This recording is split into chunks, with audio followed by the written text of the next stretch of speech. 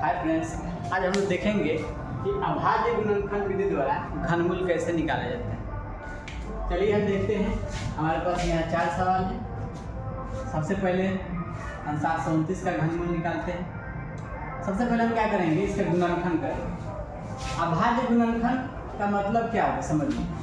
अभाज्य का मतलब समझिए। अभाज्य का मतलब क्या होता है, यानी जो संख्या केवल अपने आप से विभाजित हो या एक से विभाजित हो उसको हम अभाज्य संख्या कहते हैं। जैसे देखिए दो या तो एक से विभाजित होगा नहीं तो 2 से होगा। जैसे 3 भी 1 से होगा नहीं तो 3 से होगा।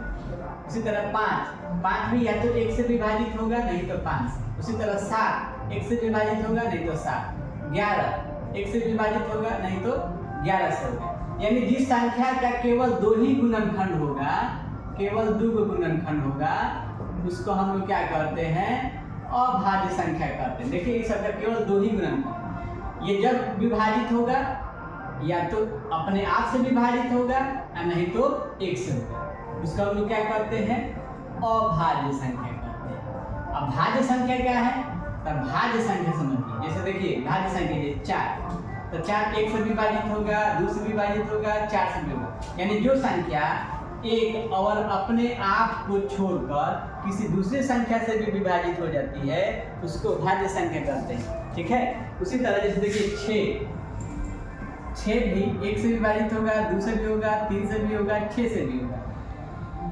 तो 6 जो है ये क्या है, भाज्य संख्या, यानी 1 और 6 से तो विभाजित हो ही रहा है, उसके अलावा 2 और 3 से भी विभाजित हो जा रहा है।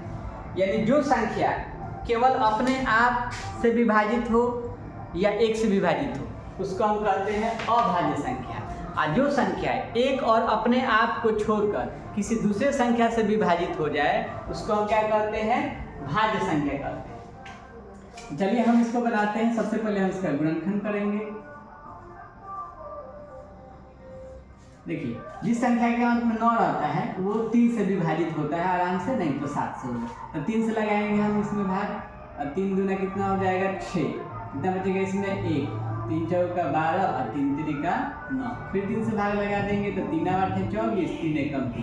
फिर 3 से भाग लगेगा तो 3 दूना 6, 2 बचेगा इसमें 1 21, 3 7 21। फिर 3 से भाग लगा देंगे तो 3 9 27। फिर 3 से भाग लगेगा तो 3 त्रिका 9। फिर 3 से भाग लगेगा तो 3 एकम 3। अब हम क्या करेंगे, ये 729 का हम लोग जो गुणनखंड किए हैं इसको इसमें हम लिख देंगे। 1 2 3 4 5 6। 1 2 3 4 5 6। 729 का जो गुणनखंड है उसको हम क्या करेंगे, रूट के अंदर रख देंगे। घनमूल निकालने, जब हम घनमूल निकालते हैं तो इसके अंदर हम क्या रख देते हैं, करनी में 3 रख देते हैं और 3 का इसका हम लोग जोड़ा लगा देते हैं। तो 3 का जोड़ा लगेगा, 1 बाहर आ जाएगा। तो 3 का जोड़ा लग गया है तो 1 3 इसमें से हम ले लेंगे और 1 3 इसमें से ले लेंगे, गुना कर लेंगे। तो 3 3 का कितना हो गया 9। यही हमारा 729 का घनमूल हो गया। उसी तरह हम लोग देखते हैं 1331 का घनमूल कैसे हो। देखिए जिस संख्या के अंत में 1 रहता है उसको या तो 3 से विभाजित करेंगे, 3 से कर रहे हैं सॉरी, 1 है तो ये 3 से नहीं, 3 त्रिका 9 से विभाजित होगा, नहीं तो 11 से विभाजित होगा। तो अगर हम 9 से करेंगे तो ये विभाजित नहीं हो पाएगा। आप लोगों को पता होगा, घन अगर याद किए होंगे, 11 का जो घन होता है वो 1331 होता है। तो ये 11 से इसमें भाग लगेगा।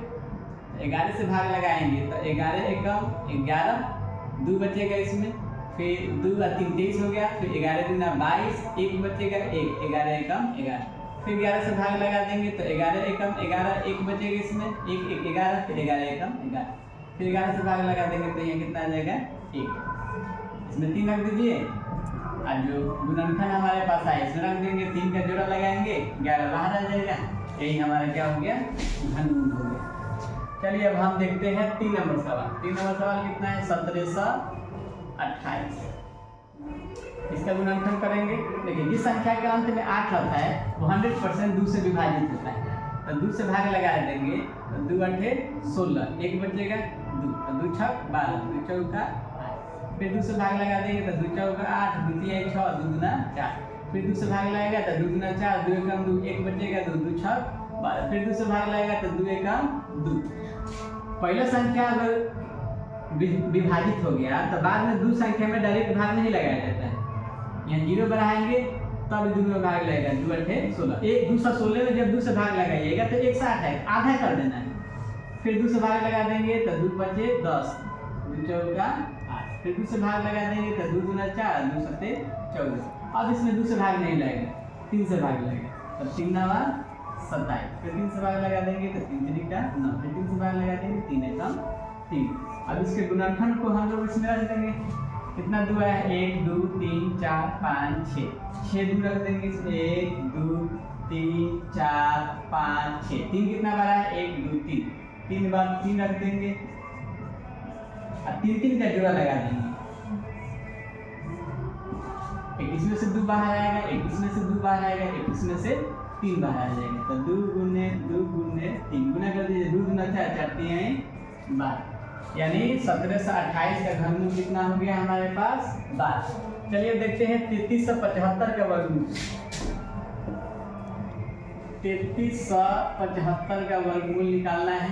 जिस संख्या के अंत में 5 रहता है वो 100% 5 से कटता ही, 5 से विभाजित होगा ही।